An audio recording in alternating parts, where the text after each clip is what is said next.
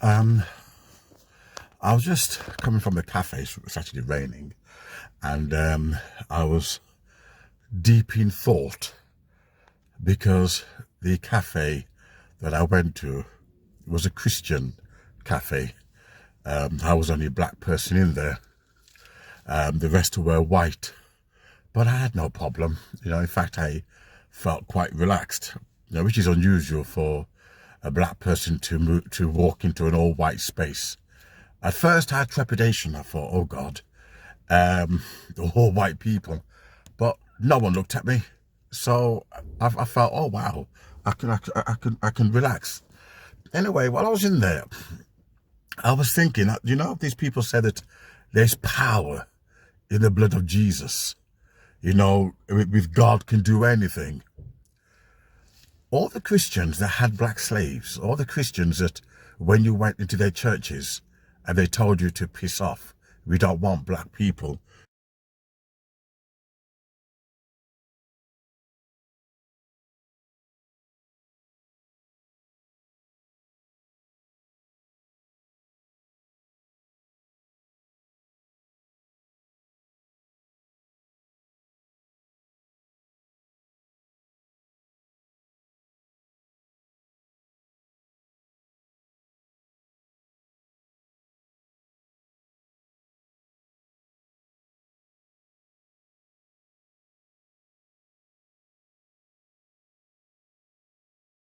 to worship with them.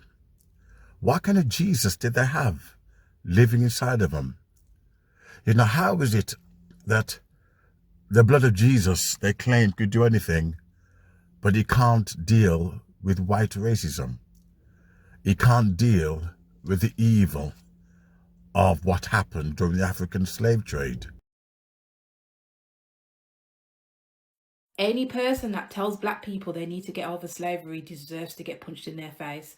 And I'm on about the black people that say it too, because I don't know why you're being such a pick-me. One of the reasons why so many people are quick to say this, especially in the UK, is because they don't understand how gruesome slavery really was. Slave masters forced sons to have sex with their moms. That's where the term motherfucker comes from. Slave owners used to eat black people. They invented breeding houses for girls as young as 13 years old to be raped. And not only did the slave owners rape the women, they raped the men too. They used black people, especially the women, for medical experiments with no pain relief. No pain relief. And that's just a few examples of how barbaric slavery was. And people still think it's appropriate to tell black people to get over slavery, or you're playing the race card. Absolute cool. They didn't just enslave them. They put them on a cage and charged people to watch them. 1870s to 1950s, Europe, France, Belgium, Germany, and Britain build human zoos. They kidnap or trick Africans, Congolese, and other colonized people. They ship them across the sea. They put them in cages and fake villages. Europeans buy tickets to stare, laugh, and throw food at them.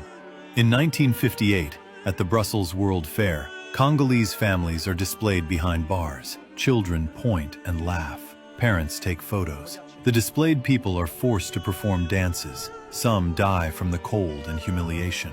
The same thing happens in Paris, London, and Berlin. Hundreds of thousands pay to see primitive savages. Scientists measure their skulls. Newspapers call them missing links. The organizers call it education. The truth? It is entertainment. The last human zoos close in the 1950s. Belgium apologizes decades later. France never fully apologizes. The men who organized these exhibits are never punished. Many of the displayed people die far from home. Their bodies are kept in museums as collections.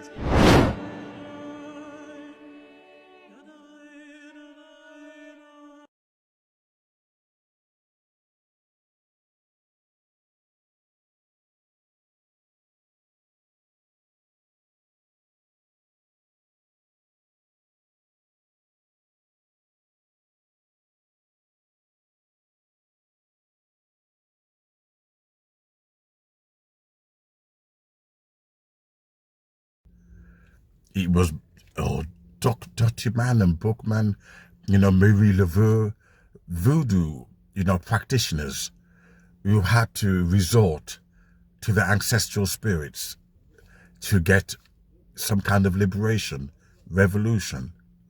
The blood of Jesus does not, contribute in any way.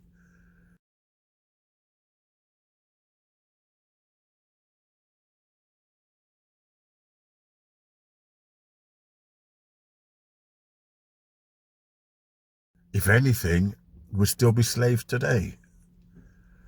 So showing that black militancy, change things. But black people who pray to the blood of Jesus, it's almost like you pray to a God who wants to keep you slave. Otherwise, he would have intervened. Otherwise, white people wouldn't have, been the way they are. So something is wrong. That they talk about the blood of Jesus, the power of God. God can do anything, but he can't change the heart of a racist. You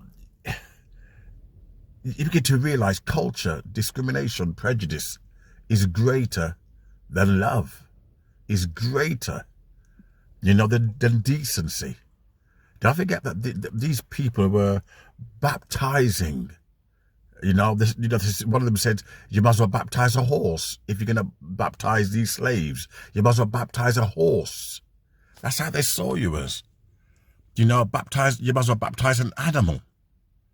And these are people who call themselves born again, call themselves Christians.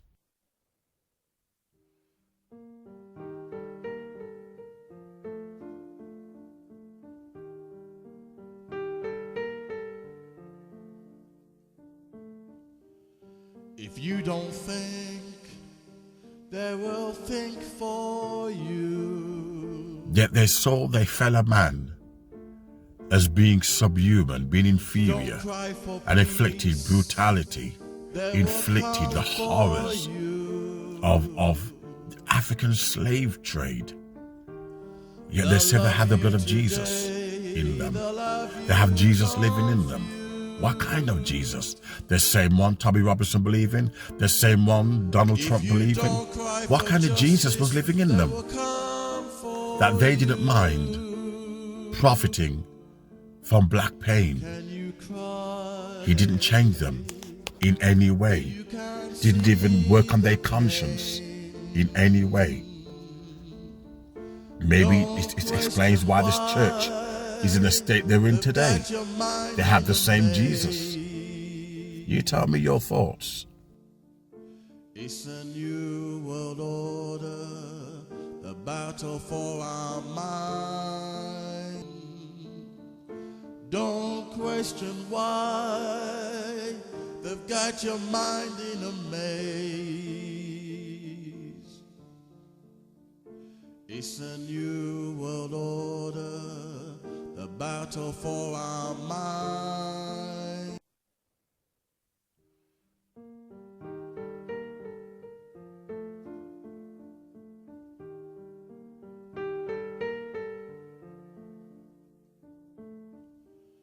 If you don't think, they will think for you.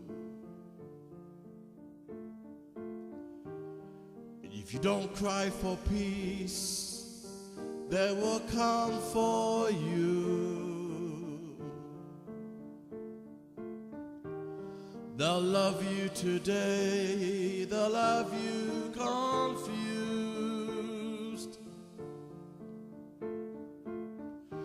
If you don't cry for justice, they will come for you. Can you cry that you can't see the pain?